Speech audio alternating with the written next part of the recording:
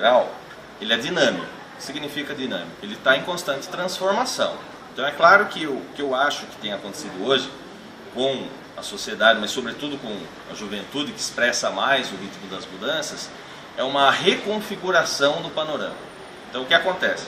Você vê que as formas mais institucionais de religião, de uns tempos para cá, elas têm, de repente, uma dificuldade maior de se estabelecer. Então você vai falar assim, aquele sujeito que é, por exemplo, cristão, católico, que adere a uma forma mais definida, mais tradicional de catolicismo. Tem jovens que fazem isso? Sim. Mas talvez a maioria dos jovens, inclusive católicos, tem formas mais fluidas de viverem a religião. Então você vai ver que, por exemplo, que as pessoas, não sei se elas deixaram de crer. Agora, talvez o modo dessa crença se tornou um pouco mais aberto em alguns pontos, se tornou mais midiático, quer dizer, mais influenciável por fenômenos de massa, se tornou mais capaz de lidar com a diferença. Eu me considero uma pessoa espiritualizada, porque eu vou para a igreja desde os meus 5 anos por influência dos meus pais. Eu tenho curiosidade de conhecer outras religiões, mas ainda não me sinto preparada para isso. Com o tempo comecei a perceber que eu não me encaixava muito bem na religião e que o que era pregado dentro da igreja não era exatamente aquilo que deveria ser pregado e o que era ensinado pela Bíblia. Então a igreja, ao invés de estar unindo as pessoas, ela começou a separar e criar nichos específicos e isolar algumas pessoas. Então, a partir do momento que eu percebi que não haviam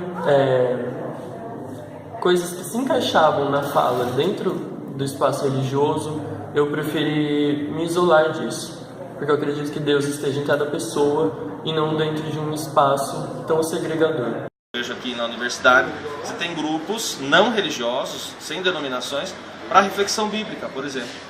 Você vê pessoas convivendo e elas falam, não, eu já fui no candomblé, eu já fui na Umbanda e eu sou evangélico e, diferentemente de um quadro tradicional, eu fui porque eu queria conhecer, acho isso importante, acho que vale a abertura.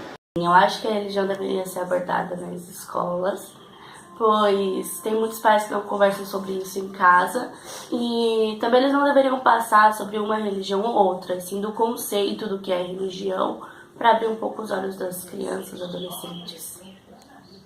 Então, se você vai segregar religiões para ensinar uma única religião, o ensino religioso não é cabível. Agora, se você vai ensinar religiosidade para demonstrar que existem milhões de religiões diferentes e que cada uma tem a sua especificação e que cada uma tem o seu ensinamento e que todas devem ser respeitadas, aí tudo bem. Então são mudanças que eu acho que são positivas, quer dizer, me parece que as formas mais ferrenhas ou fechadas de religiosidade, elas não estão tão populares quanto essas formas mais líquidas, vamos dizer assim, no bom sentido do termo. Né? Parece que as pessoas têm mais facilidade de dizer, olha, eu gosto de tal religião, tal coisa eu não gosto. Então parece que não há um apego tão dogmático a certas coisas. Agora, tudo isso você vai encontrar na sociedade a pluralidade. Então, você vai encontrar grupos de pessoas jovens que querem viver como se estivessem na Idade Média. Outros que, de repente, são mais convictos num certo ateísmo, numa negação de princípio da religião.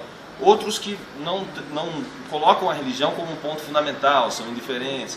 Outros que experimentam novas religiosidades. Então você vê, às vezes, igrejas, cristãs ou não, que vão aparecer com propostas muito mais atuais para os jovens, ainda que isso seja diferente daquilo que tradicionalmente ou doutrinalmente se fala.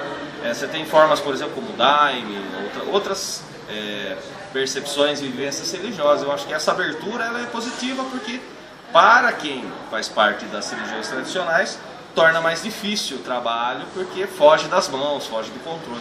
Mas eu acho que isso enriquece o panorama. Então eu acho que não há uma diminuição no sentido de descrença. Eu acho que isso é muito mais um discurso, talvez, daqueles que têm dificuldade de lidar com essa mudança. Eu acho que a mudança é positiva.